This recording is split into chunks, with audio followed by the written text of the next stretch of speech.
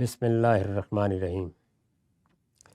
وعن حذیفۃ قال کان النبی صلی اللہ علیہ وسلم اذا قام للتہجد من اللیل یسوس فاہ بالسواک۔ یہ بھی بخاری اور مسلم دونوں کی روایت ہے، یہاں اس کا رقم 378 ہے۔ حذیفہ بیان فرماتے ہیں کہ رسول اللہ صلی اللہ علیہ وسلم جب تہجد کے لیے رات میں اٹھتے تھے، یہ بات کئی مرتبہ بیان کی جا چکی ہے کہ ہمارے لیے جس طرح 5 نمازیں فرض کی گئی ہیں، قرآن نے سورہ بنی اسرائیل میں بتایا ہے کہ رسالت مآب صلی اللہ علیہ وسلم ایک چھٹی نماز کے بھی پابند تھے، اور وہ تہجد کی نماز ہے۔ اس کو سورہ بنی اسرائیل میں اس طرح بیان کیا گیا ہے کہ وَمِنَ اللَّيْلِ فَتَہَجَّدْ بِهِ نَافِلَةً لَكَ، اے پیغمبر آپ رات میں اٹھ کر تہجد کا اہتمام کریں، اللہ تعالیٰ کی بارگاہ میں حاضر ہوں، یہ آپ کے لیے ایک زائد نماز ہے۔ رسالت مآب صلی اللہ علیہ وسلم کے لیے یہ لازم تھی، باقی لوگ اس کو نفل نماز کے طور پر پڑھتے تھے۔ صحابہ کے بارے میں بھی قرآن نے سورہ مزمل میں بتا دیا ہے کہ فَطَائِفَةٌ مِنَ الَّذِينَ مَعَكَ، تمہارے ساتھ کچھ لوگ بھی اس کو پڑھتے ہیں، اور اس کے بعد بھی مسلمانوں میں یہ روایت رہی ہے۔ یہاں یہ بیان کیا جا رہا ہے کہ رسالت مآب صلی اللہ علیہ وسلم دانتوں اور منہ کی صفائی کا کیسا اہتمام رکھتے تھے۔ تو پیچھے ہم نے یہ دیکھا کہ جب گھر میں آتے تو سب سے پہلے مسواک کرتے، تاکہ کسی دوسرے کے لیے کوئی ناگوار صورت نہ پیدا ہو جائے، گھر والوں کے لیے خاص طور پر۔ اور جب رات میں اٹھتے تو اس وقت بھی اپنا منہ اسی طرح سے صاف کرتے، دانت صاف کرتے، منہ صاف کرتے مسواک سے، یسوس و فاہو بالسواک، یعنی اچھی طرح رگڑ کر دانتوں کو بھی اور منہ کو بھی صاف کر لیتے۔ وعن عائشہ رضی اللہ عنہ قالت قال رسول اللہ صلی اللہ علیہ وسلم عشر من الفطرہ۔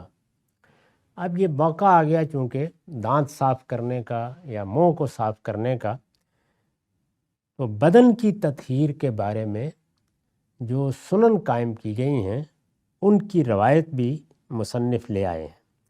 یہ روایت مسلم سے لائے ہیں، یہاں اس کا رقم 379 ہے۔ سیدہ عائشہ رضی اللہ عنہ کی روایت ہے، وہ کہتی ہیں کہ رسول اللہ صلی اللہ علیہ وسلم نے ایک موقع پر یہ بیان کیا کہ انسان کو اللہ نے جو فطرت دی ہے اس کے لحاظ سے 10 چیزیں اس پر لازم ہے، اس کا اس کو اہتمام رکھنا چاہیے۔ میں یہ عرض کر چکا کہ ہمارے دین میں عبادات کے بعد 3 ہی چیزیں ہیں جن کو بنیادی حیثیت حاصل ہے۔ اس بدن کی تطہیر، صفائی، اللہ کی بارگاہ میں حاضر ہونے کے لیے کس حد تک یہ تطہیر ہونی چاہیے، اس میں پہلا مرحلہ طہارت کا ہے، دوسرا مرحلہ تطہر کا ہے، جس میں ہم وضو کرتے ہیں، غسل کرتے ہیں بعض صورتوں میں۔ اسی طریقے سے خور و نوش، کھانے پینے کی چیزوں کی طہارت، طیبات کھائے جائیں گے اور خبائث سے اجتناب کیا جائے گا۔ اور تیسرے اور سب سے بڑھ کر اخلاق کی طہارت، یعنی ہمارے رویے کیا ہیں، ان میں کیا پاکیزگی ہونی چاہیے، سیاست میں، معیشت میں، معاشرت میں، ملنے جلنے میں، ہر جگہ ہمیں اپنے اخلاقی رویوں میں کیا پاکیزگی پیدا کرنی چاہیے۔ دین کا اصلی کانٹینٹ یہی ہے، یعنی انہی چیزوں سے وہ متعلق ہوتا ہے، باقی دنیاوی علوم ہے اور وہ دنیا کے طریقے پر سیکھنے چاہیے۔ تو یہاں وہ چیزیں زیر بحث آ گئی ہیں جو بدن کی تطہیر یا بدن کی صفائی سے متعلق ہیں، اس لیے کہ جب مسواک کا باب شروع ہوا یا دانتوں کی صفائی کا، تو انہوں نے وہ پوری روایت بھی بیان کر دی۔ 10 چیزیں کسی موقع پر رسول اللہ صلی اللہ علیہ وسلم نے بیان فرمائیں کہ ان چیزوں کی صفائی کا اہتمام کرنا چاہیے۔ قص الشارب، یعنی اللہ تعالیٰ نے مردوں کے چہرے پر مونچھیں اگائی ہیں، یہ مردانگی کی علامت بھی ہیں، اچھی بھی لگتی ہیں، لیکن اتنی بڑی ہوئی نہیں ہونی چاہیے کہ اس کے نتیجے میں صفائی میں بھی رکاوٹ پیدا ہو، یا یہ کہ آپ جو غذا کھائیں، جو کچھ کھائیں وہ بھی ان کے ساتھ لگ رہی ہو، اور دوسرے یہ کہ حیض بھی ایسی بن جائے جیسے کہ متکبرانہ حیض ہوتی ہے۔ تو دونوں سے اجتناب کیا جائے، اس کے ہرگز یہ معنی نہیں ہے کہ بالکل مونڈ دیا جائے، یہ چیز لوگوں نے خود اختیار کر لی ہے، جو بات فرمائی گئی ہے وہ یہ ہے قص الشارب، یعنی یہ جو اوپر آ جاتی ہیں ان کو کاٹ کے رکھا جائے، اور اس طرح سے جو خرابی پیدا ہو سکتی ہے بس اس میں اہتمام کر لیا جائے۔ دوسری چیز کیا ہے؟ دوسری الختان، یعنی لڑکوں کا ختنہ کرایا جائے۔ یہ بھی تطہیری کے پہلو سے ہے تاکہ صفائی رہے اور کوئی اس طرح کی چیز نہ ہو۔ والسواک، اور یہ کہ آپ مسواک کریں، دانت صاف کریں، منہ صاف کریں۔ پھر اس کے بعد فرمایا واستنشاق الماء، یعنی انسان اپنے ناک میں پانی ڈال کر اس کو صاف کرے۔ اس میں بھی غلاظت جمع ہو جاتی ہے بعض اوقات، تو اس کو بھی بڑی اہتمام کے ساتھ حضور نے فرمایا کہ اس کو صاف ہونا چاہیے۔ وقص الاظفار، ناخن کاٹ کر رکھے جائیں، ان میں بھی ظاہر ہے گندگی جمع ہوتی ہے۔ وغسل البراجم، اور اسی طرح سے بعض اوقات آدمی توجہ نہیں کرتا یا کام کرنے والے لوگ تو ان جگہوں پر بھی کچھ گندگی یا غلاظت جمع ہو سکتی ہے، تو فرمایا اس کو بھی اچھی طرح دھو لیا کرو۔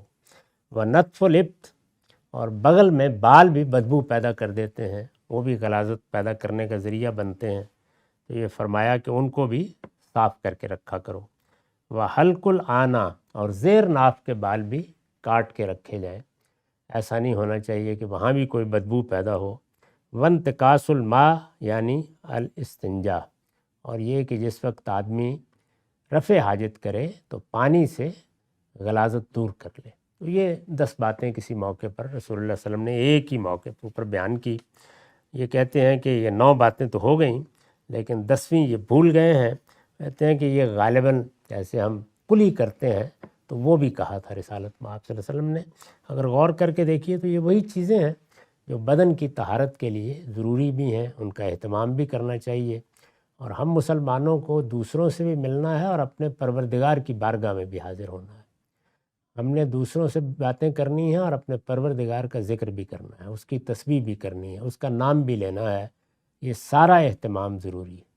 اللہ تعالیٰ نے اس دنیا میں جو مذہب کی دعوت قائم کی ہے اس کا مقصد ہی یہ ہے کہ اپنے آپ کو پاکیزہ بناؤ، بدن بھی پاکیزہ رہے، کھانا پینا بھی پاکیزہ رہے، اخلاق بھی پاکیزہ رہے۔ فرمایا ہے کہ یہ پاکیزگی ہے جس کا میں امتحان کر رہا ہوں، جو جتنا پاکیزہ ہوگا اس کے لحاظ سے میں اس کو جنت میں مقام عطا فرماؤں۔ تو پاکیزگی یا تزکیہ، اسی کو تزکیہ کہا جاتا ہے قرآن مجید کی اصطلاح میں، اپنے آپ کو پاک رکھنا، اپنے آپ کو پیوریفائی کرنا۔ دین کا تقاضا، دین کا مقصود، دین کا نصب العین یہی چیز ہے، یعنی دین کا دائرہ یہی ہے، اسی میں تمام ہدایات دی جاتی ہیں، اسی میں تمام چیزوں کی طرف توجہ دلائی جاتی ہے۔ وہ سیاست پر گفتگو کرے گا تو اخلاقی پہلو سے، معیشت پر گفتگو کرے گا تو اخلاقی پہلو سے، معاشرت میں دخل دے گا تو اسی اخلاقی پہلو سے، یعنی جو بھی تم کرو اس میں اخلاق کو پاکیزہ رہنا چاہیے۔ اخلاقی پاکیزگی گویا وہ چیز ہے جو پیغمبروں کی دعوت میں محور کی حیثیت رکھتی ہے۔ اسی کو رسالت مآب صلی اللہ علیہ وسلم نے ایک موقع پر بیان کیا کہ بعثت لأتمم مکارم الاخلاق، میں بھیجا ہی اس لیے گیا ہوں کہ اعلیٰ اخلاق کو ان کے اتمام تک پہنچا دوں، یعنی وہ آخری صورت میں لوگوں پر واضح ہو جائیں اور ہر جگہ وہ اس کا لحاظ رکھیں۔ تو یہ بدن کی تطہیر، یہ خور و نوش یا کھانے پینے کی چیزوں کی تطہیر اور پاکیزگی، یہ اخلاق کی تطہیر، اس کو سامنے رکھ کر اب ظاہر ہے کہ ایک انضباط کی ضرورت ہوتی ہے، یعنی انسان کو یہ بالاجمال بھی کہا جا سکتا ہے، وہ غلطی کرتا ہے، بعض موقعوں پر فیصلہ نہیں کر پاتا، تو ایک انضباط یا ایک طرح کی قانونی وضاحت کی ضرورت ہوتی ہے، اسی کو شریعت کہا جاتا ہے۔ یعنی اللہ تعالیٰ بندے اور انسان کے تعلق کو پھر قاعدے میں باندھ دیتے ہیں اور یہ بتاتے ہیں کہ ان چیزوں کو اس طرح کرنا ہے، ان اخلاقی حدود کو اس طرح ملحوظ رکھنا ہے، ان میں ان چیزوں کو اپنے پیش نظر رکھ کر تم جو فیصلے بھی کرنا چاہتے ہو وہ کرو۔ تو یہاں سے دین اصل میں زندگی کے ہر شعبے میں مداخلت کرتا ہے، لیکن وہ یہاں سے کرتا ہے۔ باقی یہ کہ آپ کو کیا کرنا ہے، دنیا میں کن علوم کو سیکھنا ہے، اپنے لیے کیا سہولتیں پیدا کرنی ہیں، دنیا کے لیے کیا چیزیں کرنی ہیں، اس کا کوئی تعلق دین سے نہیں ہے۔ اس میں اللہ تعالیٰ نے انسان کو بہت عقل دے رکھی ہے، وہ اس کی روشنی میں خود فیصلے کرتا ہے۔ جو کچھ بھی وہ کرے گا اس میں پاکیزگی کا تقاضا دین کرے گا، اس کائنات کا پروردگار کرے گا، اور یہی وجہ ہے کہ یہ دیکھیے کہ اس میں یہ چھوٹی چھوٹی چیزیں زیر بحث ہیں کہ منہ کی صفائی کیسے کرنی ہے، اور دانت کیسے صاف کرنے ہیں، اور ناک کیسے صاف رکھنی ہے، اور اسی طریقے سے باقی سب چیزیں۔ وآخر دعوانا الحمدللہ رب العالمین۔